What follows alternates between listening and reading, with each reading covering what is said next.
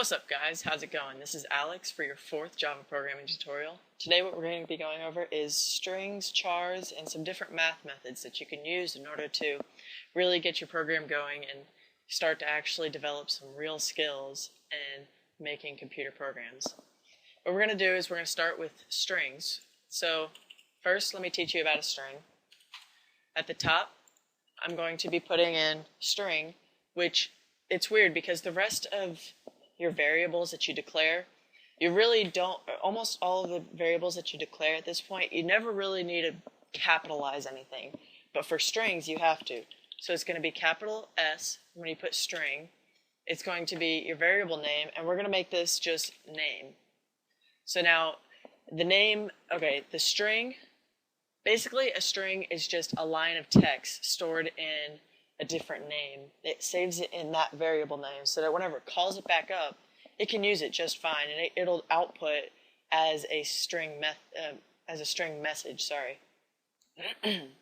So what we're basically doing here is we're setting the string, we're declaring it, and we're naming it name, and we're going to define it as, and we're going to have quotes.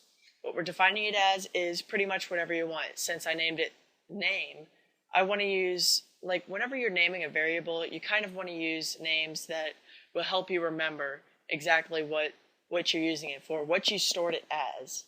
So since I put name as my string name, I'm going to be naming mine Alex, because that's my name. And I'm going to always end it with a semicolon. Now what happens is, basically we have string name, and this can be called on at any time in output, just like the rest of this. So what we can do is, you see where it says hello YouTube in quotes? Now if we take out the quotes, and we put in the word name, the name of our variable, and we're going to put it right here.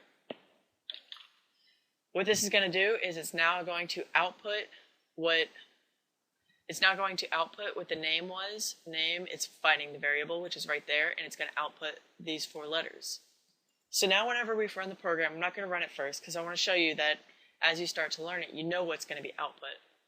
Whenever you run this program, it's going to come out on the console as name, which is just Alex. It's just going to have ALEX. It's going to go down a line, and then it's going to print what we had before, which was high 8, which is still right here because we still have the added on. We still have y added on to high. So let's go ahead and run this. And you'll see at the bottom it came out with Alex. And then it went down a line and it said high exclamation point 8. This is very important because in the future you're going to need to store it. You're going to need to store strings into variable names so that you don't have to have so many of these, and it doesn't take so long in order to write them out, because you don't want to sit there and have to do this each time in order for you to just get a simple line out. Because what you can do afterwards is you can just start going and selecting it, copying it, and pasting it right below it. And then all you need to do is change it to name. And now it's going to be high 8 Alex Alex. It's going to have both at the top. It's going to have high 8, Alex is going to be under it, and under Alex is going to be another Alex. So whenever this gets printed out, as you can see at the console, it's going to have Alex, high 8, Alex, Alex, because that's what everything here was. The next thing I'm going to go over with you is chars, which is just short for character, as in single. Characters are you can only have 1 character per char. A char basically holds an extremely low amount of data, so it only really supports 1 letter. So what we're going to do is we're going to type char. We're going to give it a variable name, and since I'm going to make my variable, or since what I'm going to input is going to be an A, I'm just going to make my variable named A. And then I'm going to hit equals because I'm going to set the value of A to something new. And the difference between a string and a char is a string requires 2 double quotes before and after. A char requires just an apostrophe. So it's going to be 2 apostrophes at the top. It's going to be the letter that you're going to put inside of it, the character that you're going to put on inside of it, and then it's just going to be closed. If you were to have, let me show you something. If we were to have that like that, it's going to come up with an error because it's thinking that there's going to be more than just that in there, and it's going to be like, okay, what am I supposed to do with it? And whenever you hover over it, it's going to think, see, it specifically stores it as apostrophes before and after. So whenever you hover over it and it gives you quick fixes, it's going to want to change it to a string because strings are generally stored with quotes. You almost never, I don't even think, I'll try it real quick. I don't even think you can use an apostrophe.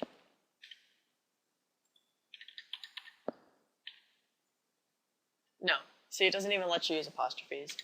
So you have to have it with, you have to use strings and use double quotation marks, and you have to use chars as single apostrophes.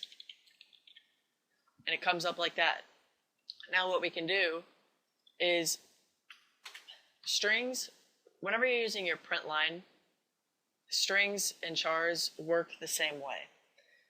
If you want to add something to it, like you remember how we were adding the number 8 after high, what we can do is pretty much do the same thing right here. Either we already have text put in there, and you can just hit plus A, and it's going to come up with Alex, and it's going to come up with Alex, and then A right afterwards. Or down here, we could just hit plus A. And this is also going to work the exact same way. It's going to output my name, but it's not going to have a space, and it's just going to put A right behind it.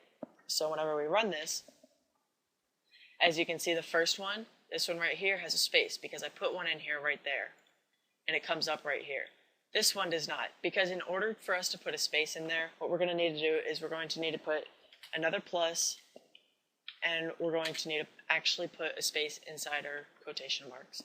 You can have as many pluses as you want and make this go on for as long as you want. Like I can do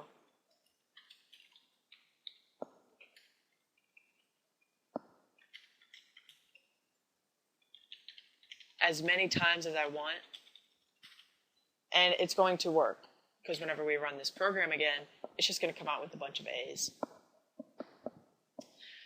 Okay, after that, we're going to get rid of all this, because I don't think it looks very well. I'm going to teach you about different math techniques that you can use. You remember up here, whenever I showed you that y can equal the value of x plus z? Well, I'm going to change this to where z equals x plus y. Okay?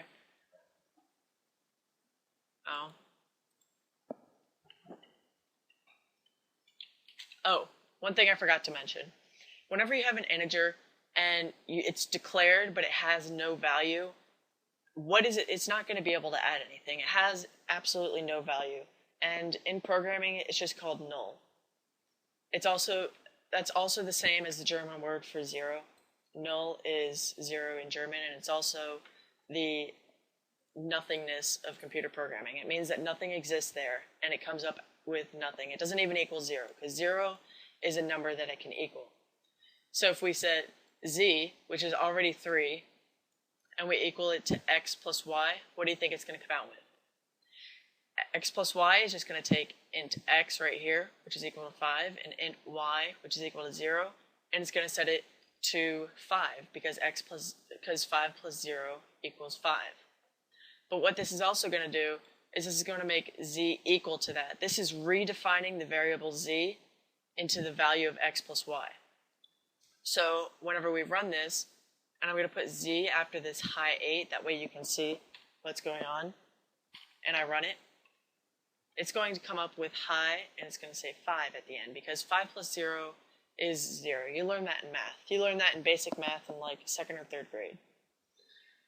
Another thing that we can do is we can multiply the value of two numbers. If we were to put a multiplication in there, which is just a little asterisk right above your 8 key, so if you hit Shift 8, it's going to come up with this little asterisk right here. This is going to multiply the value of x and y and set it to the value of z. So z is equal to 3, but because 5 times 0 equals 0, whenever we run this again, it's going to come out as 0. Another thing you can do is basically we have a bunch of, in computer programming there's a bunch of different things you can use in order to do math.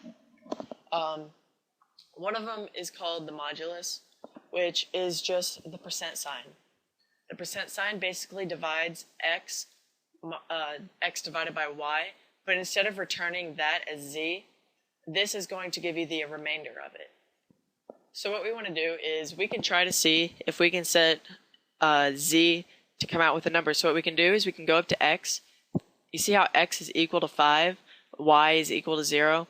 We know that you can't divide 5 and 0. Dividing by 0 does not work. So what we're going to do is we're going to change y to the value of 1.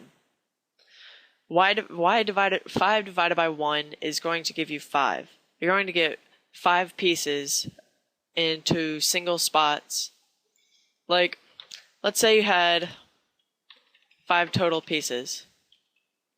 Oops. Say you have 5 total pieces, which could be represented by these dots right here. Basically what it's saying is it's going to divide 5 into singles, which is going to completely divide up evenly. They're all going to go into them without you needing to worry about it coming out with a weird number. You know that 5 divided by 1 is always going to equal 5. So you don't need to worry about there being any remainder.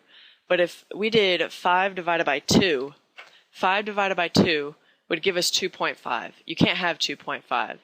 So what it's going to do is it's going to find the two numbers, which is 2 times 2 that's closest to it, and that's going to give it 4. How many more pieces is left for it to equal 5? It's going to be 1. So whenever we do x modulus y, it's going to come out with 1. And let's run this program. And if you can see at the bottom, high 1. 1 is your remainder. 1 is what comes out in order for it to work. That's all I have for you today, because this video is getting kind of long, and I'll just push it on into the next one. I'll see you next time. Next time we're going to be going over division, because division is a little different, and I'll be going over them just a little bit.